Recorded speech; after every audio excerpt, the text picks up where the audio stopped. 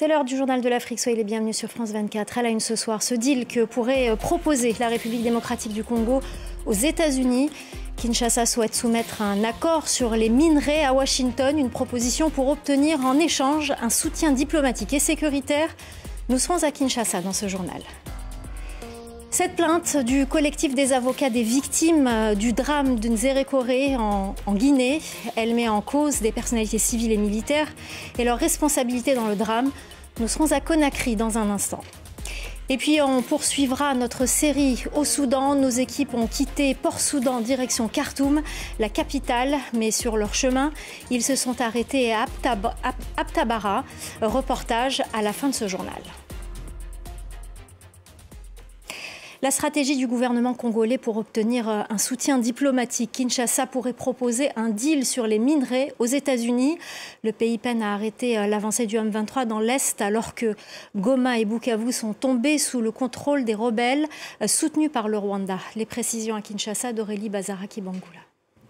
Les États-Unis se sont dit prêts à discuter avec la RDC d'un partenariat sur les minerais rares congolais. C'est ce qu'a confirmé dimanche le département d'État américain à plusieurs médias, notamment l'agence Reuters. Alors les discussions sont encore à un niveau exploratoire. Kinshasa a pris contact avec Washington pour proposer un accord en échange d'une aide à la sécurité. Alors les autorités congolaises n'ont pour le moment pas donné plus de détails sur la teneur de ces discussions. Depuis janvier, les rebelles du M23 appuyés par des troupes rwandaises se sont emparés des deux plus grandes villes de l'Est congolais, Goma et Bukavu. Les efforts diplomatiques de la communauté internationale n'ont jusque-là pas eu de réel impact sur le terrain et Kinshasa peine à contrer l'avancée des rebelles. Alors la République démocratique du Congo possède les plus grandes réserves mondiales de cobalt, un métal utilisé dans la fabrication de batteries de voitures électriques. Mais les contours d'un éventuel accord avec les États-Unis restent flous. La plupart des sites miniers importants appartiennent déjà à des entreprises chinoises. L'Angola a annoncé qu'il allait établir des contacts avec le M23. Le pays est médiateur dans le conflit qui touche l'Est de la République démocratique du Congo. L'objectif du président Lorenzo est de permettre l'ouverture de négociations directes dans les prochains jours entre Kinshasa et le M23. La porte-parole de la présidence congolaise, Tina Salama, a indiqué à France 24 qu'il s'agissait d'une démarche entreprise par Luanda et que le président Tshisekedi a été informé par l'Angola sur cette initiative. Les deux hommes se sont rencontrés ce mardi. Et puis à Bukavu, dans le sud Kivu, les ONG locales s'organisent pour pallier le manque d'aide humanitaire. En arrivant, le M23 s'était emparé des stocks. Du coup, de nombreux enfants risquent la malnutrition. Les détails avec Clarisse Fortuné. C'est l'heure du goûter. Les enfants sont concentrés pour dévorer ces petits biscuits. Les délices ont été fabriquées dans cette usine de Bukavu, à l'initiative d'une organisation locale qui lutte contre la malnutrition. Nommée Kesho Congo, elle s'approvisionne en ingrédients auprès d'agricultrices de la région. Et alors, lorsque ces femmes récoltent, nous nous approvisionnons auprès de ces femmes-là en termes de farine de maïs, en termes de farine de sorgho, en termes de farine de soja. Ce sont là les farines que nous utilisons pour pouvoir faire des biscuits. Il est certain que nous les enrichissons pour qu'ils soient à même, n'est-ce pas, d'être utilisés pour la lutte contre la malnutrition, la prévention de la malnutrition. La prise de Bukavu par les rebelles du M23 en février a donné lieu à un pillage généralisé des entrepôts d'aide, y compris un dépôt du Programme alimentaire mondial contenant 6800 tonnes de produits alimentaires humanitaires. Ce vol a aggravé une situation déjà désastreuse dans une région où la malnutrition chronique touche près de la moitié des enfants. Le taux de malnutrition chronique au Sud Kivu est de 48%. Cela veut dire à peu près un enfant sur deux souffre de malnutrition chronique au Sud Kivu. C'est un fléau. Il faut considérer qu'avec la situation actuelle, ce sont des chiffres qui vont beaucoup augmenter. Et donc il est important qu'il y ait des organisations qui s'engagent à pouvoir travailler pour apporter des solutions. La situation humanitaire dans l'Est du Congo continue de se détériorer. Une initiative comme celle de Kesho Congo devrait apporter un peu de répit. En Guinée, le collectif des avocats des victimes du drame du stade Nzérékoré a déposé une plainte ce lundi contre plusieurs personnalités civiles et militaires. Pour rappel, le 1er décembre 2024, 56 personnes, selon les autorités, avaient trouvé la mort lors d'un rassemblement en soutien au président de la transition guinéenne, le général Mamadi Doumbouya. Les explications à Conakry de Malik Diakité. Parmi les accusés figurent les ministres de la Jeunesse et des Sports Bogola Abba et celui de l'Agriculture Félix Lamont, tous présents le jour du drame au stade de Nzérékoré. À cela s'ajoute le collectif des jeunes leaders de la forêt et le président de la délégation spéciale de la ville, ainsi que des autorités militaires locales, notamment le gouverneur et le préfet. Ils doivent tous répondre à de nombreux chefs d'accusation, notamment homicide involontaire, mise en danger de la vie d'autrui, coups et blessures. Lundi soir, le pouvoir de Conakry a limogé le président de la délégation spéciale. Le gouverneur et le préfet, quant à eux, ont été affectés aux mêmes fonctions dans d'autres villes du pays.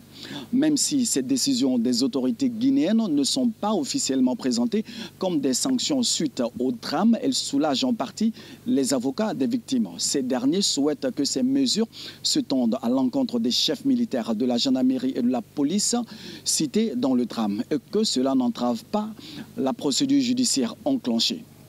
En janvier, un rapport de la commission d'enquête administrative sur le drame de Nzérékoré qui a fait officiellement 56 morts avait été remis au Premier ministre Amadou Riba.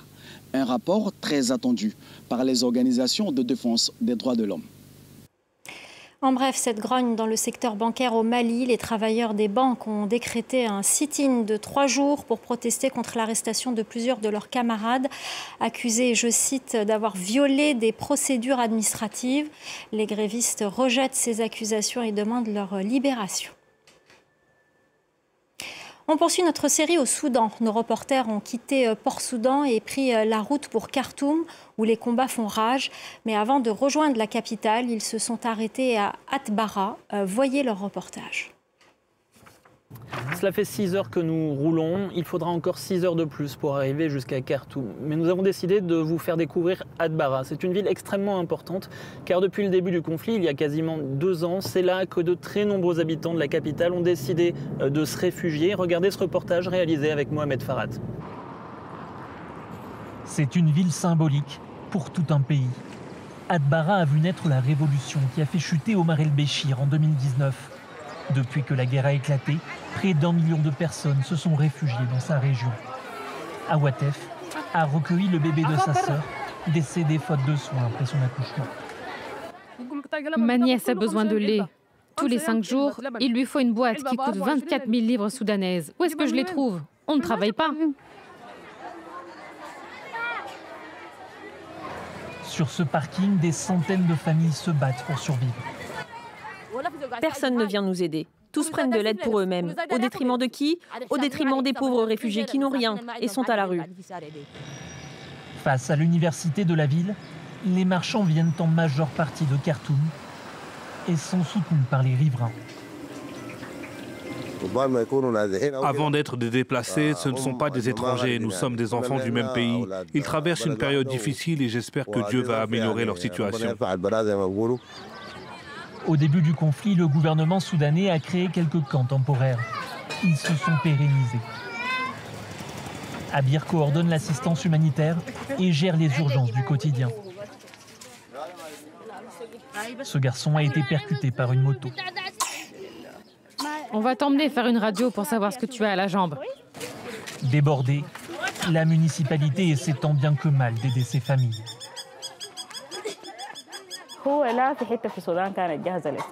Aucune ville du Soudan n'était préparée à accueillir un si grand nombre de déplacés. On est dans une ville multiculturelle et cosmopolite. Les gens sont habitués à recevoir les autres. C'est pour cela qu'Atbara est la ville qui a accueilli le plus de déplacés.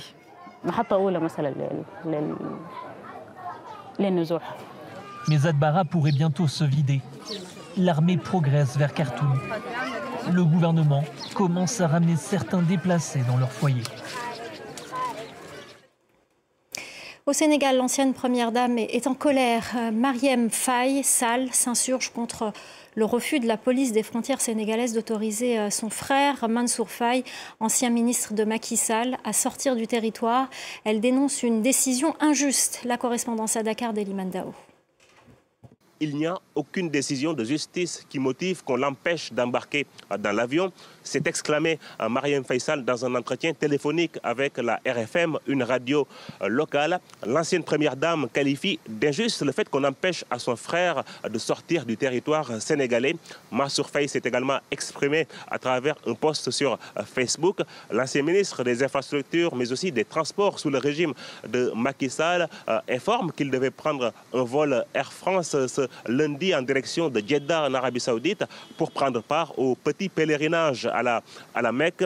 Je ne fais l'objet d'aucune procédure ni d'aucune enquête, encore moins d'une quelconque accusation, a-t-il ajouté. Pour l'instant, les autorités sénégalaises ne se sont pas encore prononcées sur le pourquoi Mansour Faye est interdit de sortir du territoire sénégalais. Cette affaire intervient dans un contexte où des proches ou d'anciens collaborateurs de l'ancien président Macky Sall ont des déboires avec la justice.